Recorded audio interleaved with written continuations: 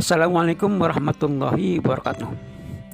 Anak-anak sekalian, semoga semuanya sehat dan dalam lindungan Allah Subhanahu wa Ta'ala. Mari kita lanjutkan pembelajaran Sirah Nabawiyah di pertemuan yang kelima. Kita akan membahas tentang peristiwa hijrah Rasulullah SAW ke Yastrib atau Madinah dalam episode 1. Selamat menyimak.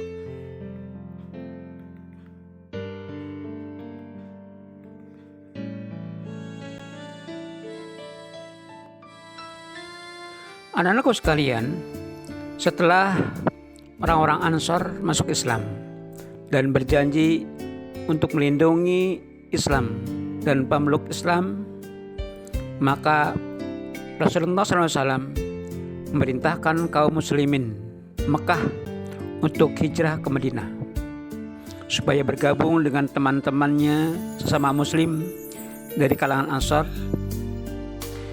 Rasulullah berkata, sesungguhnya Allah SWT telah menjadikan untuk kalian teman dan tempat yang dapat menjadikan kalian hidup tenang. Maka kaum muslimin Mekah pun berhijrah ke Madinah secara bertahap. Sementara itu, Rasulullah SAW tetap tinggal di Mekah, menunggu izin dari Allah SWT. Perjalanan hijrah kaum muslimin dari Mekah ke Madinah tidaklah mudah, karena setelah orang-orang Quraisy mengetahui bahwa kaum muslimin Mekah beramai-ramai hijrah ke Madinah, mereka pun berusaha dan berupaya sekuat tenaga untuk menghalangi mereka dari hijrah. Akan tetapi kaum muslimin tidak bergeming dari hijrah. Di antara kaum muslimin itu ada yang rela meninggalkan istrinya dan anaknya di Mekah, seperti Abu Salamah. Di antara kaum muslimin Mekah ada yang rela meninggalkan kekayaan yang dengan susah payah ia dapat, seperti yang dilakukan oleh Suhaib, Umar bin Khattab, Tolhah, Hamzah, Yazid bin Harithah, Abdurrahman bin Auf, Zubair bin Awam, Abu Huzaifah, Utsman bin Affan, dan para sahabat yang lain telah pergi hijrah ke Madinah. Selain Abu Bakar radhiyallahu anhu dan Ali bin Abu Thalib radhiyallahu anhu, semua kaum muslimin telah hijrah ke Madinah, kecuali mereka yang disekap oleh orang-orang Quraisy.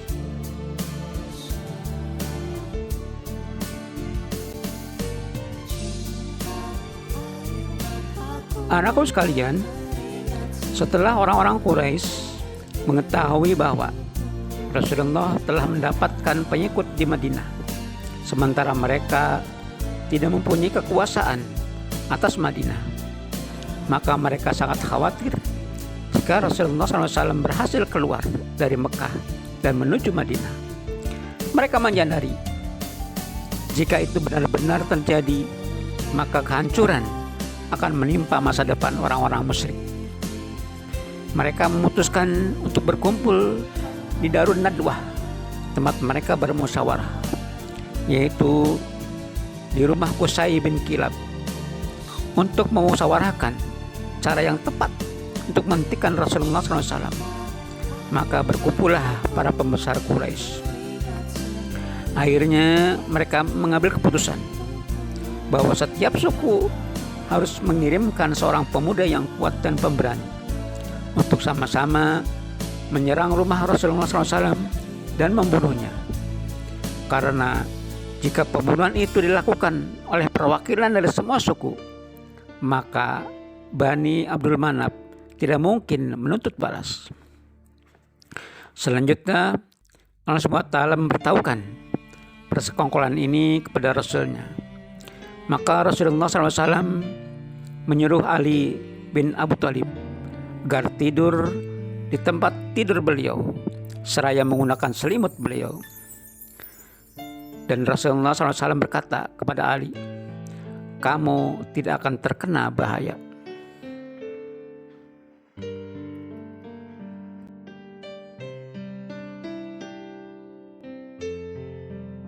Anak-anakku sekalian, mari kita lanjutkan. Selanjutnya, kelompok penyerang telah berkumpul di depan pintu rumah Rasulullah SAW. Mereka sudah siap untuk mendobrak. Saat itu Rasulullah SAW keluar rumah dan mereka sama sekali tidak melihat beliau karena Allah SWT telah menutup mata mereka.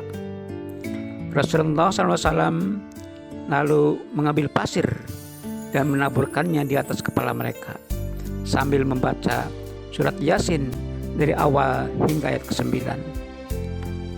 A'udzubillahi minasyaitonirrajim. Bismillahirrahmanirrahim. Yasin wal Qur'anil Hakim. Innaka laminal mursalin ala siratim mustaqim. Tanzilal azizir rahim. Litunziru qauman ma unziru abahum wa hum ghafilun. Laqad haqqal qawlu ala aktsarihim fahum la yu'minun. Inna ja'alna fi a'naqihim aghlalan fa hiya ilal adqani fahum muqmahun.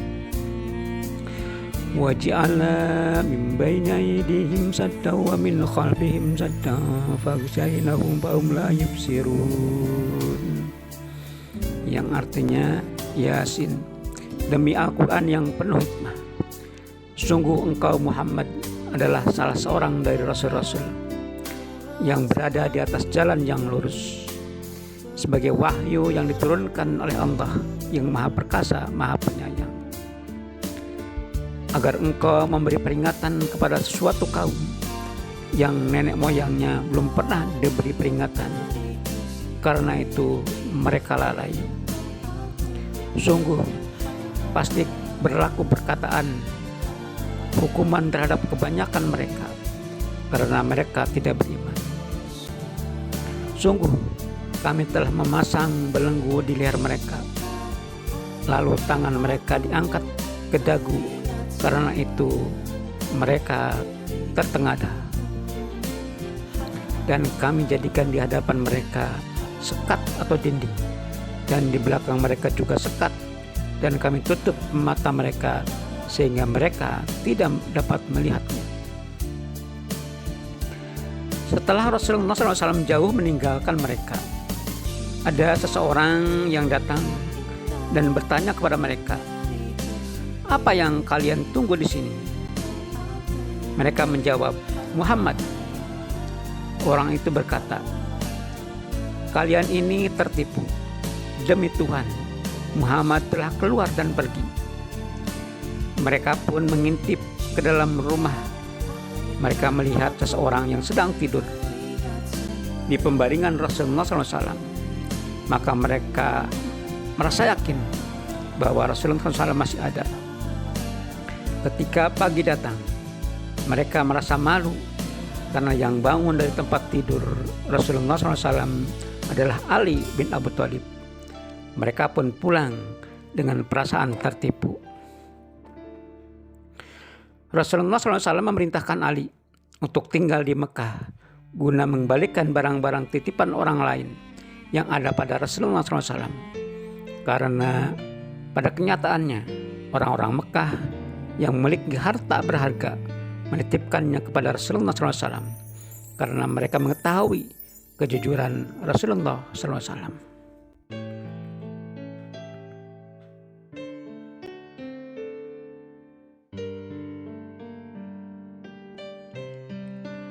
Anak-anakku sekalian, Rasulullah SAW meninggalkan rumah pada malam hari tanggal 27 Safar tahun ke-14 dari kenabian.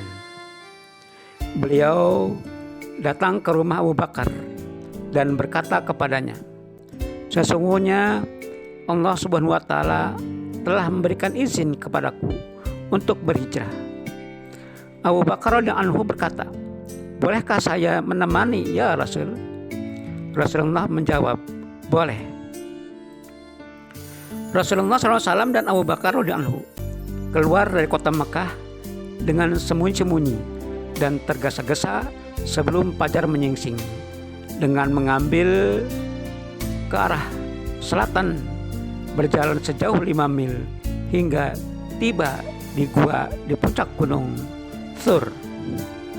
Sebelumnya, Abu Bakar radhiyallahu anhu menugaskan anak-anaknya yang bernama Abdullah bin Abu Bakar untuk melaporkan kepada mereka perkembangan apa yang terjadi di kota Mekah, dan menugaskan pembantunya yang bernama Amir bin Fuhairah untuk mengembalakan kambing-kambingnya pada siang hari. Sedangkan Asma binti Abu Bakar bertugas mengantarkan makanan kepada mereka berdua.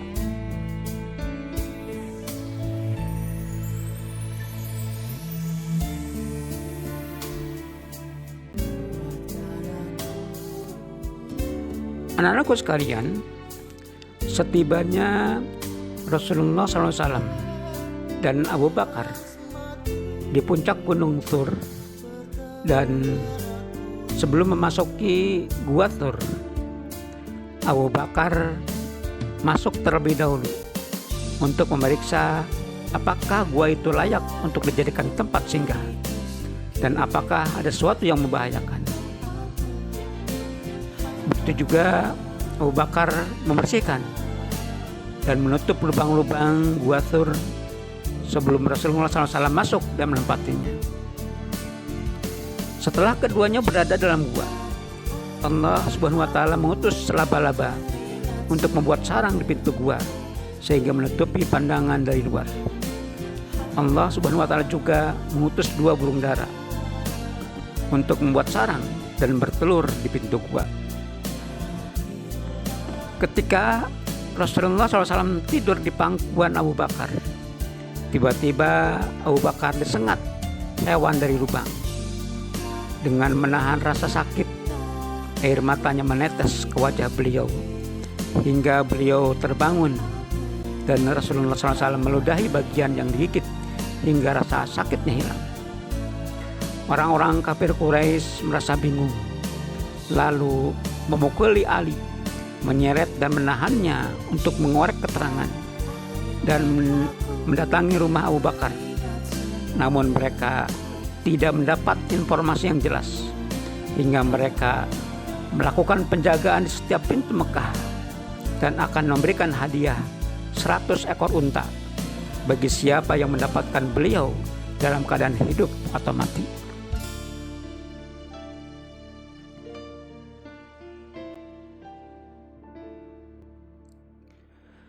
Anak-anakku sekalian, selanjutnya orang-orang kafir Quraisy terus berupaya mencari jejak Rasulullah SAW. Ketika mereka tiba di kaki bukit dekat Gua Thur, mereka pun ragu. Akhirnya diputuskan untuk menaiki bukit tersebut hingga sampai di mulut Gua Thur. Hampir saja mereka masuk ke dalam gua. Akan tetapi ketika melihat sarang burung dan sarang laba-laba, mereka pun tidak jadi masuk. Mereka berkata, seandainya Muhammad masuk ke gua ini, pasti tidak akan ada sarang laba-laba dan sarang burung di pintunya. Abu Bakar mendengar suara kafir.